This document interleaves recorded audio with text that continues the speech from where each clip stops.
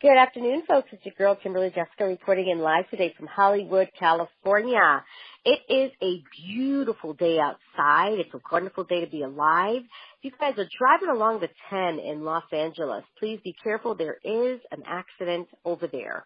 So you may want to take another alternate route, maybe the 110 or maybe the 5. But the 10 is having an issue with some looks like a tractor trailer is having a breakdown over there. So please be careful as you're driving. We're so excited today. We love bringing great people on the show to discuss the amazing things that they're doing and talk to them about their start.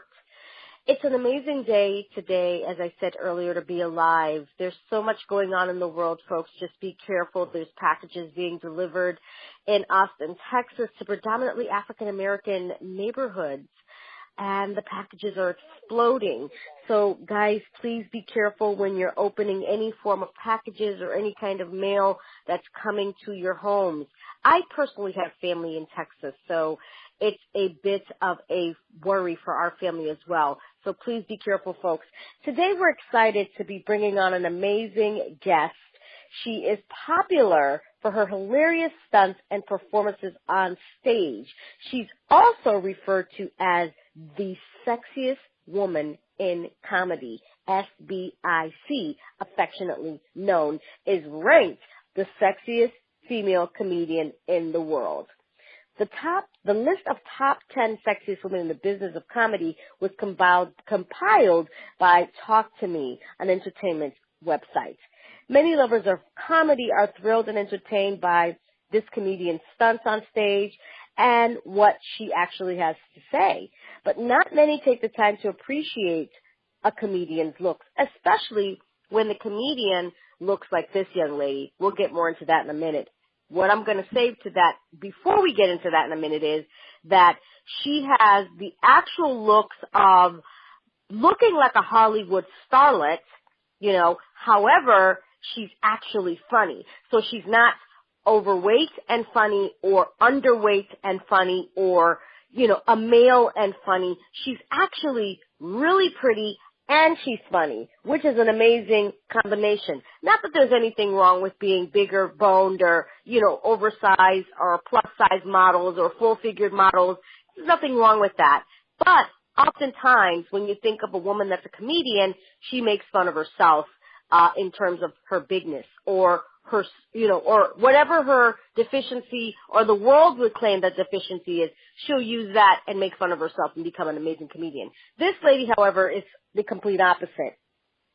We're excited today, actually, to bring on none other than Heather Hatton. Yes, you guys heard it right. The famous Heather Hatton, comedian. Sexiest woman in comedy is on the line with us here today on iHEART Radio. Heather, are you there?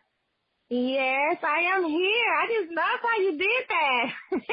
Oh, well, you know what? You know, this is my world, and we're in the same world, sweetie. We gotta let the world know, hey, look, not only is she funny, but you can put this chick on a soap opera as a love interest to like a Shamar Moore or something. You know what I mean? I mean, you really got this. Heather, how are you?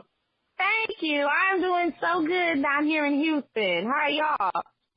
Oh, wow, oh my gosh, so you're down in Texas. Are you safe? Is everything okay with you down there? Because right now, you know, as we know, they're delivering bomb packages to us. What's going on, Heather? Well, you know, I'm in Houston, so in Houston it's real, the rodeo season is real big, so it's not enough for us at the house. We're at the rodeo right now, so. Oh, Heather, do you wear cowboy hats? Do you wear cowboy hats and cowboy shoes? Yes, we do the boots, the belt buckles, any given day you can be riding and you'll see a horse cross the street. Yes, we still buy horses. Like doing Harvey, if our cars didn't work, we just saddle up the horse. Yeah, we were good. Oh, man, I love it. And you even have the accent going from Heather. Okay, so you're like stupid pretty and you're funny. And in addition to that, you have the southwestern accent. So tell us, Heather, how did you get involved with being a comedian? Did this something that you said as a little girl, when I grew up I want to be a comedian, or were you just labeled as the funniest girl in school as a little girl and took it to the next level? You know what? It wasn't my dream to be a comedian. My dream was to actually be a model because I was, told I was pretty or whatever. But whenever I went to modeling agencies, they always told me I was too short. And they was like, oh, you're pretty, but you're too short. Because, I'm 5'3". But what does it matter? You're looking at my face. So they always told me I was too short. So I said, okay, well, modeling is not for me. And then a friend of mine, I was telling him a story about what happened to my daughter. And he was like, you know what? You have the perfect delivery to be a comedian. And I was like, what are you talking about? And he was like, it's just the way you tell a story is so funny. So he just told me to start going to open mic here in Houston. And I went, and that's how I started. I never thought about being a comedian. I was trying to be the pretty model, and they was like, girl, you too short. Get out of here. Right. Well, you know what? I mean, you could have at least been a print model. I mean, no, you probably couldn't do the runway like Naomi or Tyra or Iman, but you could have done print modeling. Yeah, no, I wanted to get my sachet on. I wanted to switch and walk down to Victoria's. Oh, okay, you want to rock it out. Okay, yeah. She said, I want to get my sachet on, the switch and everything. Yeah, 5'3", you're a bundle of fire. So they was no, modeling is not for you.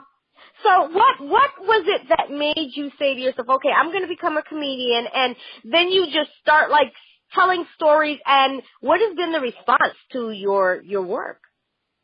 You know, what's so funny is I think people see me first. That's what gets them, and then once I get on stage, and maybe after the first 30 seconds or a minute, they're like, okay, yes, she is funny. She's pretty, she's sexy, but she's funny too. So that's a great combination. Yeah, and be honest with you, when I tell people I make money with my body, they automatically think I'm a stripper or something, which whatever, strippers make money too, God bless. They sure do. Yes. So it's that's what has opened doors for me a lot faster in this industry, is that I look a certain way, and I'm natural, which now is crazy, that now is all of a sudden it's a shocker that you're natural, but I look a certain way and I'm natural. And so that's what has kind of catapulted me so fast in this industry. I don't look like your typical comedian. Right. And, how has the response been? Because mainly being a comedian is a man's world. I mean, you think of the Dave Chappelle's, and you think of, the Eddie Griffins and Paul Mooney's and the Moniques and the Amy, whatever her name is. I forget her name, but. Right. All I remember is Monique saying that she got the Schumacher. They all, you know what I mean? And Monique is pretty too, don't get me wrong. But you know what I mean? But the peak of her funniness was when she ranked on her bigness. You know what I mean? She's like, love your bigness. I mean, she was super funny. And so here you are, the complete opposite. Not that you're beautiful as well. She's beautiful in her own way. You're beautiful as well. Your soap opera are beautiful. So you could end up on a reality TV show, Hollywood Housewives, Banana Wild Housewives, Texas Housewives, or a soap opera beautiful. And so what has the response been, being that this is a very different world? I mean, and then in addition, the dark side of comedy is a lot of times Robin Williams, there's a depression. And so, a lot of times the opposite of being funny is depression and the dark aspect of it, or, Bernie Mac. So what my point and my question is, what has the downside been for you, being that, this world is it responds to a certain type? The downside has been, because I am from the country, I'm from the South, so it's a lot of things that I hear about on TV and see on TV. But, I've experienced some things where after the show I get off stage, and when this literally happened to me. I got off stage, went backstage to, just chill out, and they just brought out a plate of Coke, right? The booger sugar, what you sniff. So I'm looking what? And so they was like, you want some? They was passing around like cookies, and I'm like, no. And they was like, but you talk so wild and you act so funny on stage. And I'm like, yeah, that's natural. I don't do this.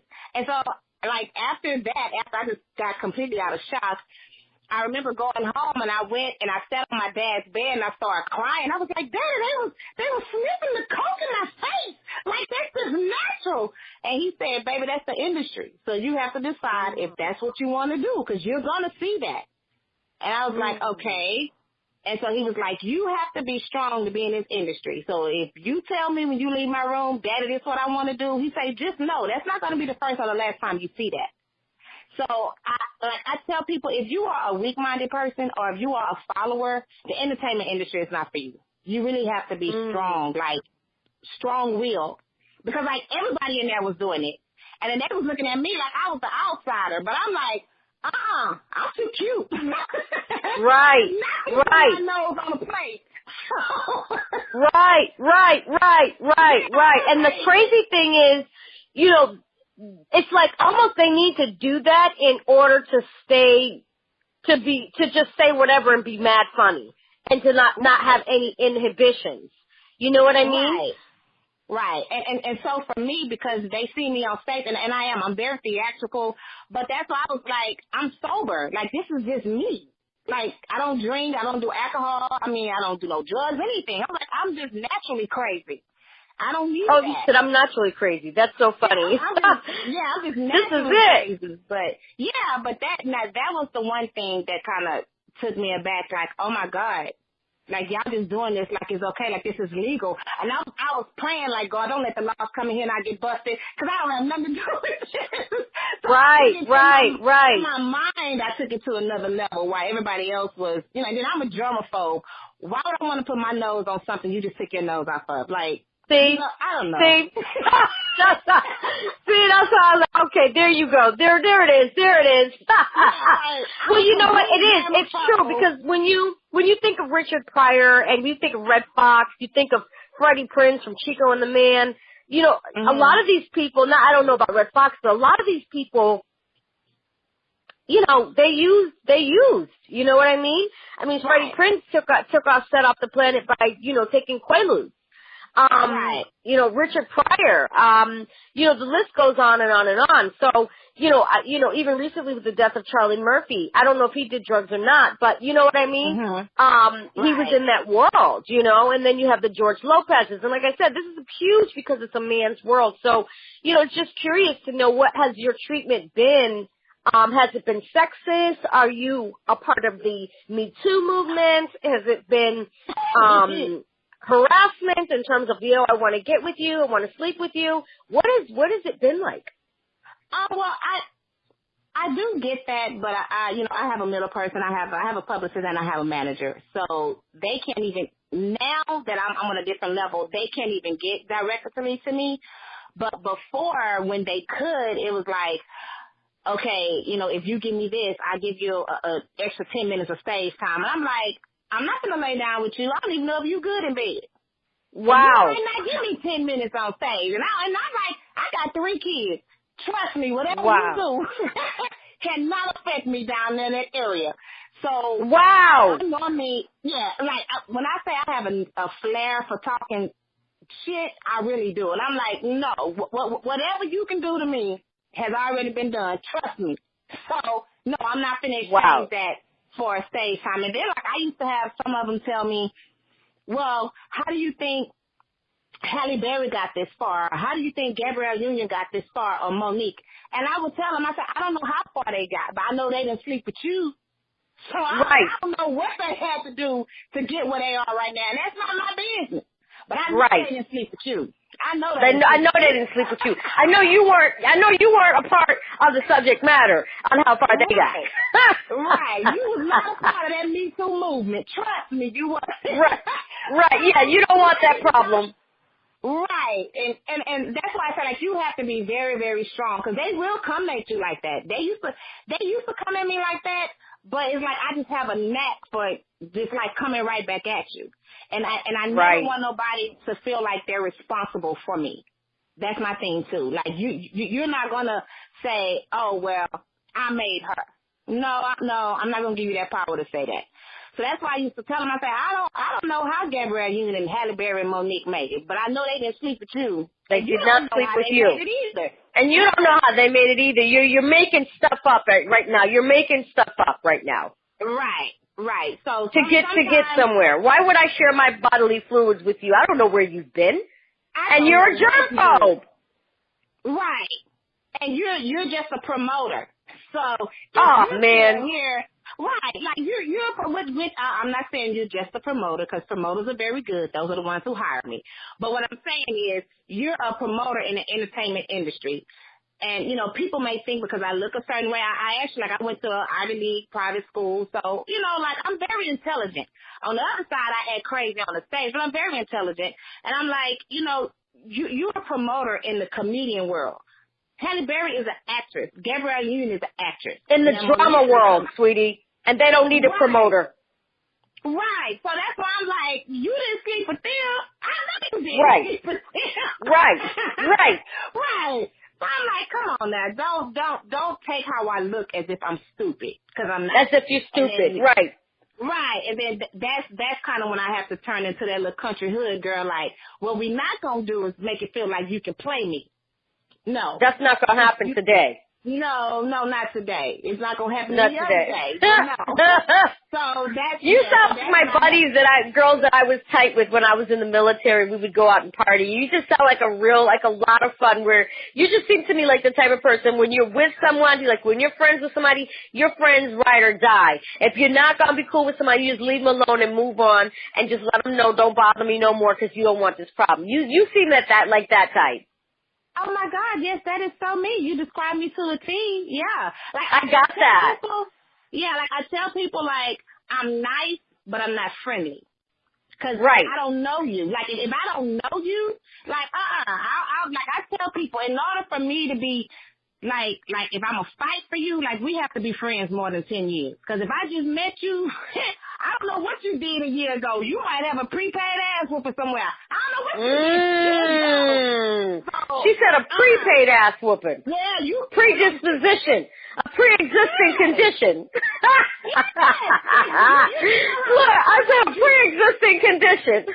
Yeah, you got a pre-existing, you know how, like, sometimes you can meet people and you don't know what they did before they met you. They could have messed over somebody, or they could have sliced somebody's tires. They could have did something. Right. And then you're out with them and somebody run up on you and you don't know what's going on. The friend not telling you what's going on or not. So I'm like, I have to be friends with you for a long time before we go to war. Now I'll go. Right, because you want to know what their values and what their values are. What do they stand for? What are they about? Exactly. What's their repertoire? What's their history? How do they get down? Right. Are they honest? Are they, you know what I mean? Because you don't want to be taken up for somebody and you find that they all kinds of crooks and cons and frauds and scams and fooling around with people's men and boyfriends and sleeping with their best friends, kids, fathers. It's like, that's just too much. That's too much. And of course, when you're first meeting people, they don't tell you that. They don't tell you none of the stuff they have done in the past. So you don't know what they have done until somebody from their past come back and try to kill them. Then you like, well, hold on, dog, what's going on? What happened? And they know they're tripping. No, ain't nobody tripping like that. What did you do? No. Right. Yeah, I need to know what you did. You know, if I'm your friend, you should believe me. No, because if you're my friend, I mean, you should have told me at the beginning. What happened? What was going on with you? And I could have lost my life or got cut or something behind something that you did before you met me. Exactly. So that's why, like, I have to be. Now, when I am that friend, I'm that friend. Like, if you call me in the middle of the night crying, and I be like, I got the shovel. I'm finna go find a good minefield. What's going on? Where they at? Right, that's too funny. Let me get a shower curtain, put it in the trunk. What you need? Because we finna go get it. Now, that's me. But that's if I've been knowing you for a long time. Yeah, but if I just met you, you can't call me. First of all, you can't call me after 10. You're so funny. You know, she said you can't call me after 10 o'clock. You are funny. If you're not a good friend that's in double digits, no, you can't even call me after 10. No, it's levels to this with friendships with me. Right. No, you can't call me in the middle of the night. And you just can't pop up at my house either. No, you can't pop up at my... Even my good friends can't do that. No, right. You call me. You got to call me and let me know, because you will get left outside and you will know that I'm in the house, because you'll hear me walking back and forth, you'll hear me talking, you hear the music playing, you hear the TV playing, and you actually see my car in the driveway, but I will not be opening the door. Exactly. That is so me to a T. And to be honest with you, it's probably on about, it's probably no more than 10 people who really know where I stay. Wow, that's a smart move. Yeah, like you can't, and that's why I try to tell people, like these friends, you meet these new people, oh, that's my homegirl, that's my homeboy, and 3 months later your house done got broken too. That's because you don't know that person. Right. That person. Oh, no. Like, Right. I'm a country girl. I'm from the South, and my dad always raised us, so you never let everybody know where you lay your head. That's important. Right. So, yeah. I don't. That's very important. Yeah, what are some of the best shows that what are some of the best shows that, you know, that left an impact on you that made you say to yourself, this is my way of life and I'm loving it? What you mean? Like what kind of show did I like, or what kind of show? Yeah, like when you any shows that you've done. So you know, you could have like you love to go to Harlem, and if, you love to go to the Apollo, and when you go to the Apollo and you perform, after that performance and the audience responses, you say to yourself, "Wow, this is my way of life. I love what I do." Do you have any specific places or shows that you've done that made you say, "This is my way of life"? I did. And to be so funny, it was a show about domestic violence. And so it made me so happy to be able to, first of all, I hosted the event, and then, I was the headliner for the event. But I was so happy as to, like, for that moment, I can take them out of whatever it is they was going through, whatever it is, that made them cry, that made them be at that facility. So it's like at that moment, I was like, oh, my God, like I'm really having an effect on these women. Like they can laugh for like 30 minutes because I'm making them laugh. Lord, wow. So that was like an eye-opener. Yeah, I was like, wow. And I think like you never really realize if you have an effect on someone. But that one was like, wow, like I've had the power to make them forget about the monster that they're with for at least 30 minutes. Lord Jesus. Wow, that's amazing. Yeah. Yeah. Wow. Yeah. So I was like, oh, you know how you have that chakra moment? That was like my chakra moment. And I said, oh, okay. Okay, God, I got it. Wow, that's amazing. How long have you been a comedian on the road?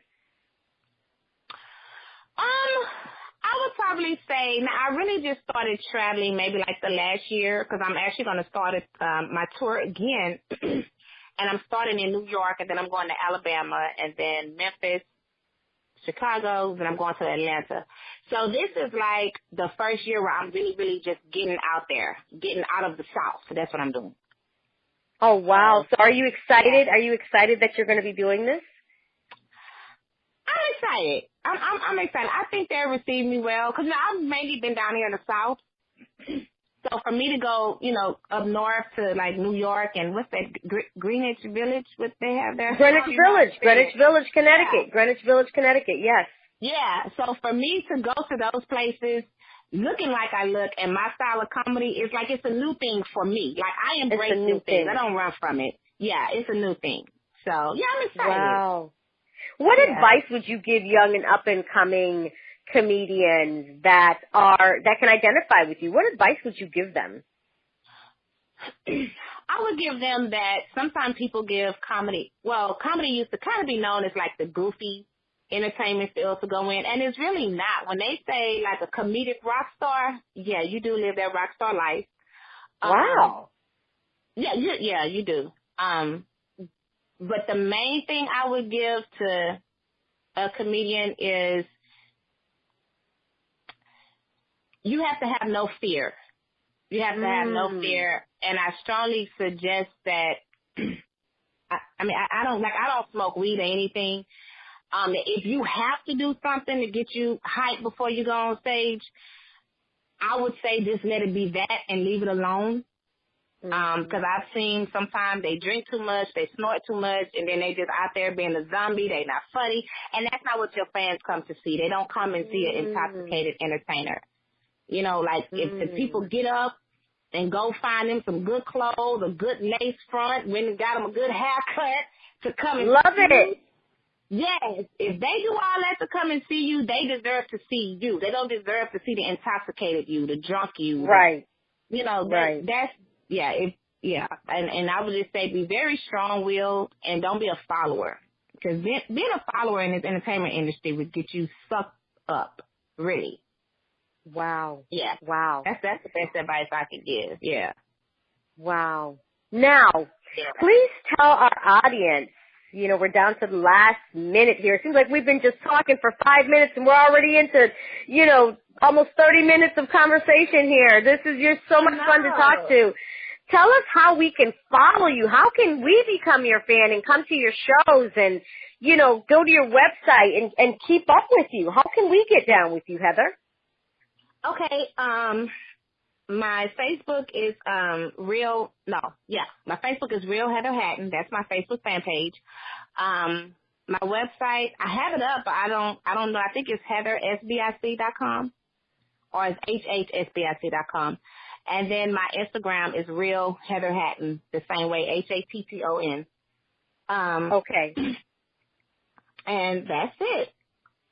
Wow. So we can come to your shows. Now, I want to ask you one last question. I know you're down to like 26 minutes here, but you say the rock star lifestyle. Can you give us an idea of what's that like? What's that like when you're living that lifestyle? We want to be in it too. Tell us.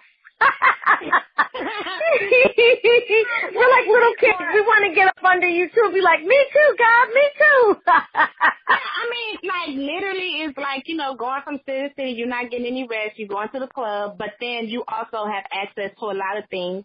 Like even myself as a female, like when I do go somewhere, it's no problem for me to get some men, if I want, to come to my room.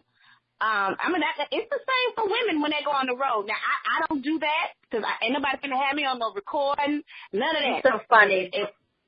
Look, if I'm going to do it, I'm going to get paid for it, and I'm going to be the director, executive producer, creator, and everything. So they can't come back to my room. But what I'm saying is you do have that option. You have a lot of stuff allotted to you that you wouldn't normally get. Like clothes, people send you stuff, and it's so funny. Oh, wow! Right. Now, people ask you, I've had designers ask me to wear their clothes, because that's what they want to get out there or whatever. Right. So, yeah, I mean, like you yeah, and even in your picture here, you do look dope. I mean, you have some pink bling. You have some pink bling on. It's like it has rhinestones and it's pretty dope. And then you got like a fur vest on. Y'all need to see this. She's on blacknews.com, y'all. She looks dope. Purple lipstick, eyes is banging. I mean, yeah, you're wearing some pretty dope clothes. Thank you. Yeah. So I mean, the comedic rock star life, because you got like your Eddie Murphy, your Red Fox, Kevin Hart. Like comedians live a very good life. It's just you can't get caught up in the outside stuff. Just study your craft, make sure it's funny, try to stay sober and clean, and if somebody pay you, make sure you cut your check to the IRS because they will come and get their coin. Oh wow! Now that's a powerful piece of advice there. Like you get that big check. And you know what I'm saying? You end up not doing what you're supposed to do, and then you end up getting messed up. Right. And then sometimes people think they can fly under the radar. Like, because I got paid in cash or something like that. No, the promoter or who's ever throwing the event, they have to report how much money they have spent out to the IRS. Oh. So, that's how a lot of people get caught up with it. They think they can hide it, but the person who paid you has reported that to the IRS because they have to, like everybody else.